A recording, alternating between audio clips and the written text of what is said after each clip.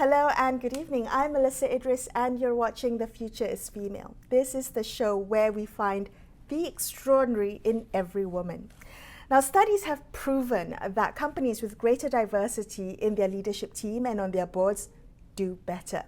Malaysia has made it mandatory for all public listed companies on Bursa Malaysia to have at least one woman director by January of next year. And this with the goal of achieving at least 30% gender balance at all senior decision-making tables across Malaysia, including boards and C-suites. However, as of January 2022, only 180 out of the 944 public listed companies in Malaysia have at least 30% women representation on their boards.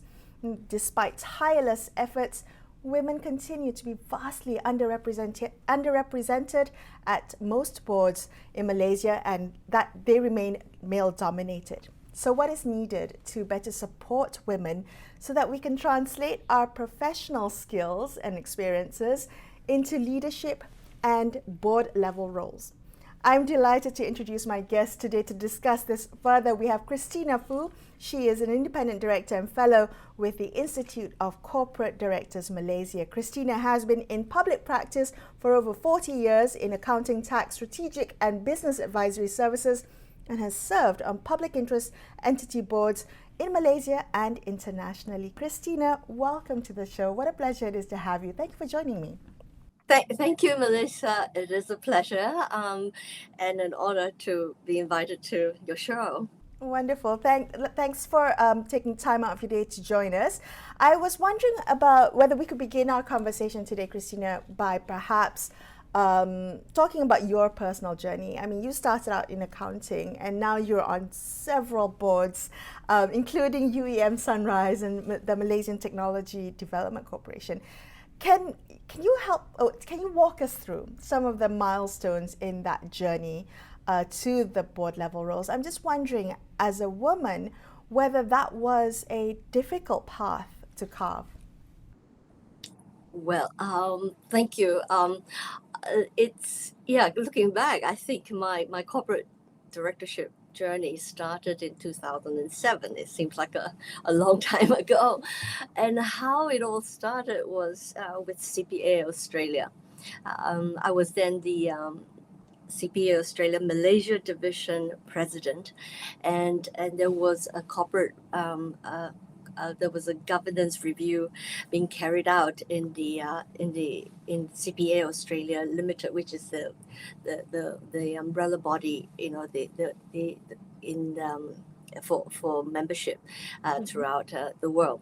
And so I was invited to be on the board of CPA Australia Limited, and being one of 12 from around the world, it was really an honor. And from there on, I must say that I must confess that at that point, it was quite daunting. But then again, it was all about going out there and doing my best and representing members' interest. So with that sort of, powering me on, it was a great experience. I actually stayed on for 3 terms, for 7 years. And then from there, a few other board roles opened up. And because I was the vice president of the Malaysian Institute of Accountants as well, around that time, I had the opportunity to represent the Malaysian Institute of Accountants as a board director on CAPA. CAPA is the Confederation of Asian and Pacific Accountants.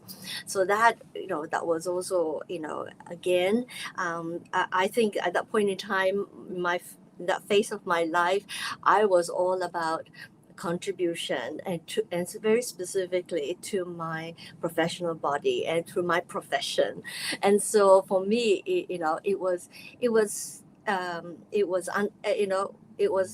not difficult, but once you understand the issues and once you understand the role and responsibility, then everything just kind of falls into place, and then I, and then I more do. directorship follows. Well, that's definitely the case, isn't it? It's always that first step. And I love the word that you use. It was daunting. The very first time. It's really about opening that first door and giving, women a chance. And then more directorship opportunities may emerge from that. Can I ask you then, at what point, Christina, did you realize that, your experience of it being a daunting first step, that you wanted to make sure that, you helped empower other women to take that first step to join corporate boards as well? Oh, I said, I offer myself as, as a fellow of the Institute of Corporate Directors Malaysia, to screen, hopefuls, the aspiring corporate directors, men and women, and it is at that kind of level. That's one channel for me to share, my experience from and advise them and help guide them, give them ideas, suggestions as to how they can better prepare themselves for it, and so that is still something that's ongoing. As long as my services are still required, I'm more than happy to share. Yeah. Wonderful. Well, that's heartening. I'm sure you get asked this question a lot, that even today in 2020, even with all the rules and the regulations and studies that have proven that diversity is a positive thing for many organizations, do you still get asked why diversity, why equality, why equity and inclusion, why all of those initiatives are important, or is it a given? Have organizations internalized the desperate need to have diversity on board? I think, well, at least the organizations I'm associated with are very supportive of DE and I, and I'm very proud that they are. And I suppose each one of us do have a role to play too. If they're not familiar or they are like unsure what it all means, it is also for us to share and sort of explain what it is. And like any management, I mean, once they can see and be persuaded of the benefits of having practice or embrace, it's diversity, equity and inclusion. I mean, it is a no-brainer. When one of my favorite is to relate it to the market that you're targeting. If you're in business, it makes sense that you should be having decision makers in your company who understands the target market that you have in mind or in sight. So it makes sense then that you should have that reflected in the decision makers, and so you should select people who are able to contribute to that understanding, that that can give you insight as to what the target market is looking for. But I would say that all companies would want their target market to be as big as possible, and that would include half of the population who are women. So that would solidify the argument that you need women on your boards for at least that perspective, right? Yes, I mean, gender diversity is the first thing that a lot of people think about when we talk about diversity. But in truth, of course, diversity is a whole spectrum, everything from race, ethnicity to age, and skills and knowledge. Right, so women, or gender diversity, is often the one that comes to mind first, and then in a lot of boards where they have been more influenced by the traditional style of managing, it may be a bit difficult for them to say, oh, we want to have a woman on board alongside with us making decisions. But if they can see, that a woman with her intrinsic by her intrinsic nature, by her her natural inclinations and ways, and is able to bring value in the way management I don't know conducts the business. Yeah, it adds value to that. I really like that you pointed to the difference between diversity and, the different types of diversity and real authentic inclusion. I heard someone describe once that diversity is being invited to the party, but inclusion is being asked to dance. And I quite like that saying. I do want to ask you how then, when we think about more than just box ticking of diversity, of DEI initiatives, as someone on a board who is very passionate about seeing true inclusion and diversity, how do you make sure that it goes beyond just recruitment and representation, but that there's a qualitative dimension to true inclusion? I think the person that in the case of a board, normally the nominations and remuneration committee would be tasked with helping to make that short list. And it's very important too at that point that the skill sets are identified, and that's that gap that we do not have, that we want to fill on the board, is made known. And then when we go out there and interview these potential candidates, we not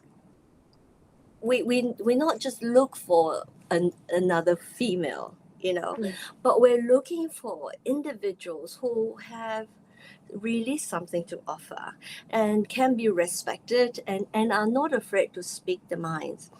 But having said that too, I mean, like in some of my sharing and mentoring sessions with the people I work with, it's very important. I tell them to know your place, right?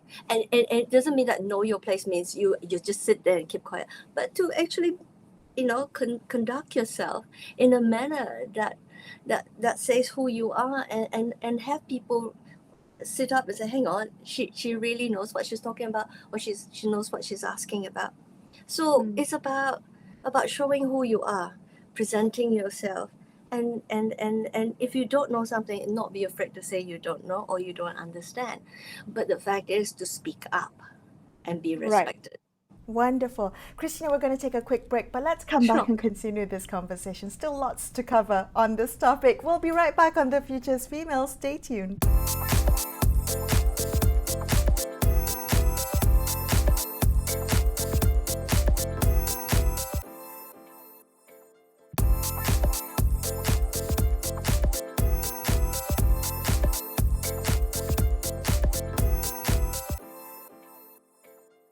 Hi, welcome back to The Future's Female. I'm chatting to Christina Foo today. She's an independent director and fellow with the Institute of Corporate Directors Malaysia. We're discussing the need to increase women representation in senior leadership and on the boards of corporate Malaysia.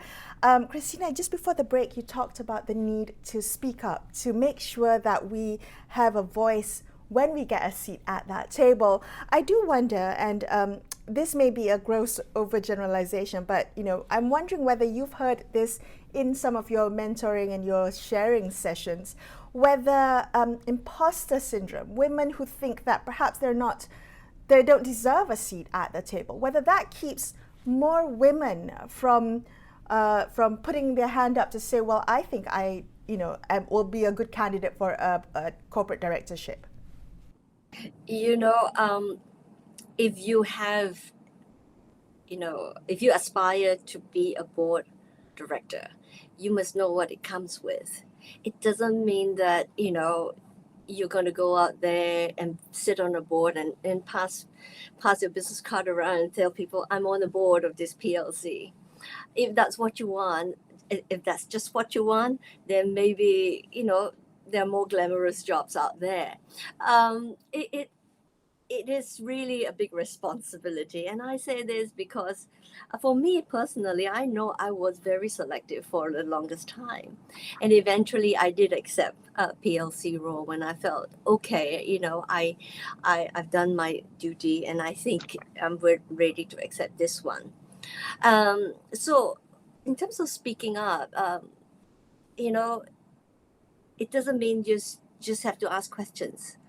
It's about asking, some well thought out, questions. It's preparing yourself. It's going through the board papers, and then if you need to, verify or counter check some of this information first before you get into the meeting room. You know, so it may be a little bit difficult at first, and sometimes I think a lot of women actually feel like, oh, I'm not sure if I would look silly if I ask this question, you know. But you know what? We won't know what you think, is silly until it's being asked. And sometimes what might seem like the simplest question or a silly question actually makes a lot of sense, because what happens is if you're new to a board, and the rest are already there for like years, they've just gone to accept everything that's put before them, and they think they know what's going on. And so when you come in as a new board member and then you ask simple question, how did we decide that, or how did that come about, it is a very sensible question to ask. So I hear you. I hear don't you be afraid to completely. hold back. Don't I hold hear back. you.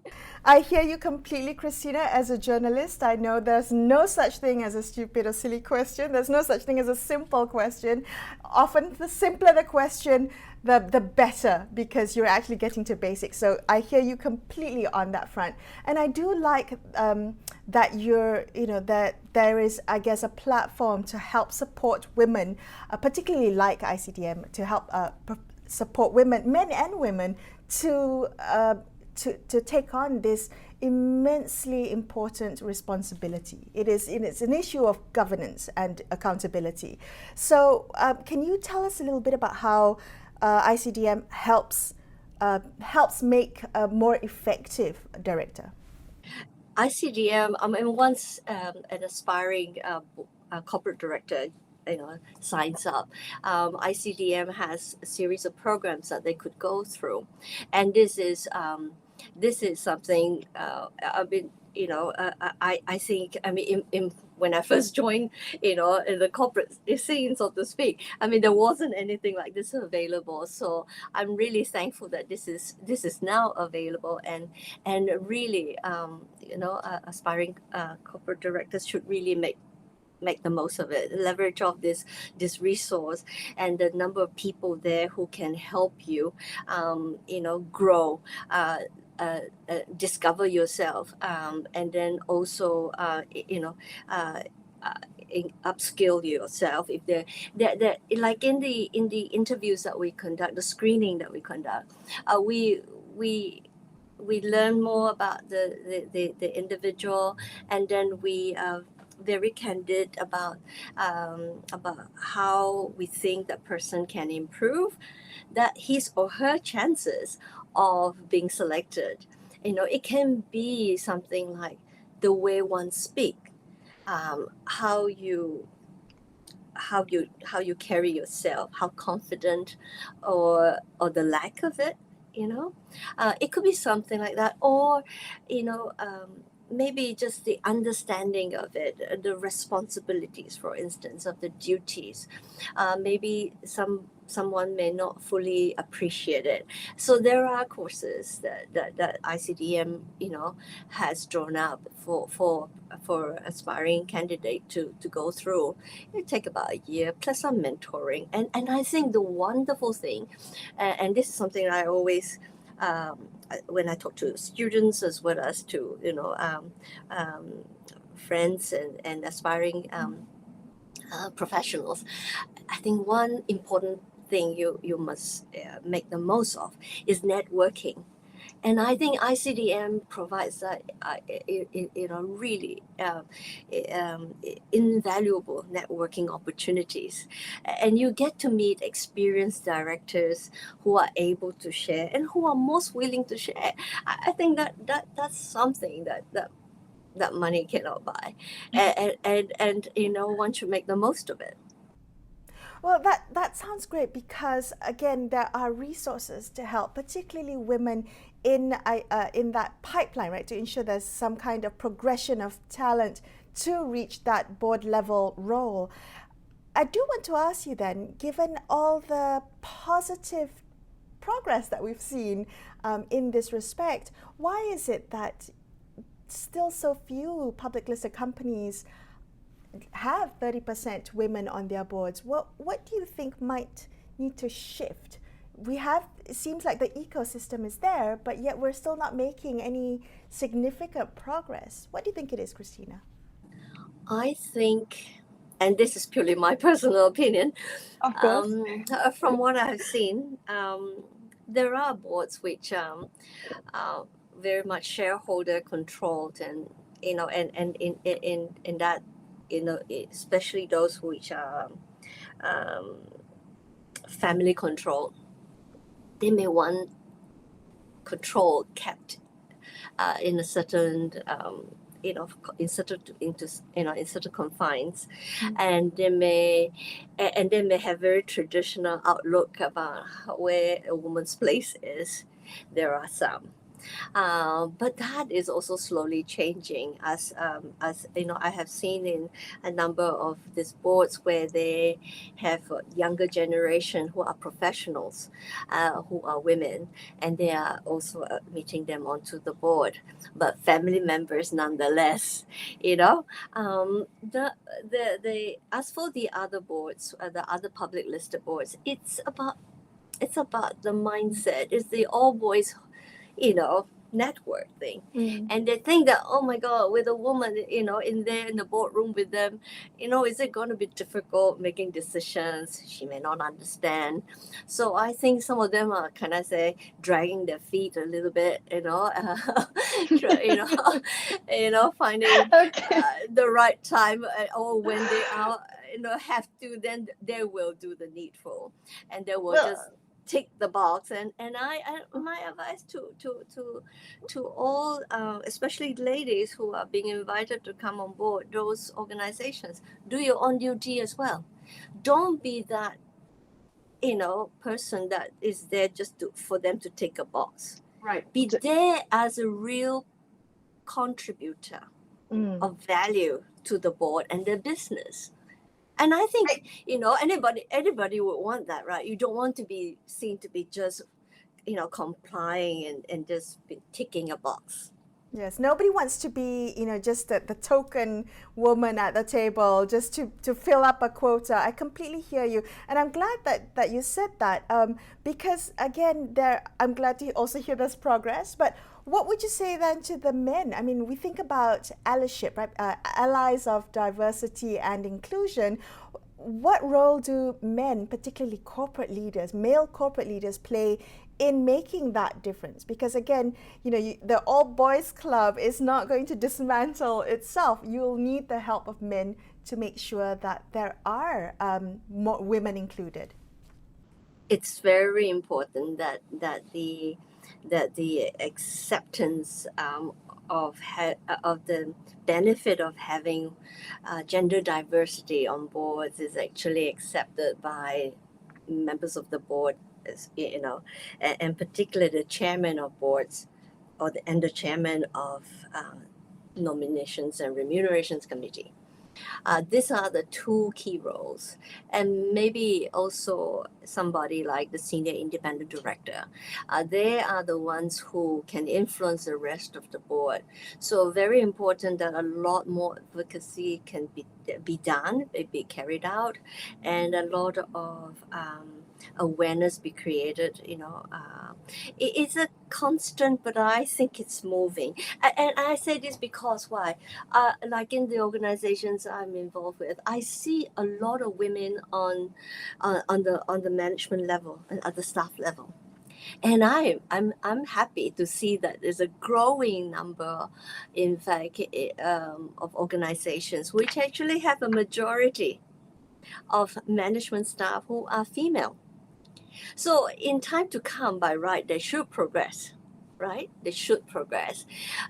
Inevitably, somehow, it seems that when the CEO position is being sought for, it's very seldom a woman steps up to it for numerous reasons. But what I'm optimistic about is that there's a growing number of senior management level people, professionals who are female. And one day when they are ready to take on corporate directorships, they will be there. And you cannot, especially when you have ICDM available to help you find the female recruits on the recruits on your board. You have these boards now do not have an excuse to say do not know where to go, because ICDM has a register. So, Exactly. Yeah. No excuse for non-representation and not having gender equality on your boards. Absolutely well said. Thank you, Christina, for joining me on the show today. It's been such a pleasure talking to you. The time has flown by, and I'm sure we could continue talking more about this in other episodes. So I want to thank you for joining me on the show. Christina Foo, Independent Director and Fellow with the Institute of Corporate Directors Malaysia. I'm Melisa Idris, and I will be back with you same time next week for another episode of The Future's Female. Take care till then.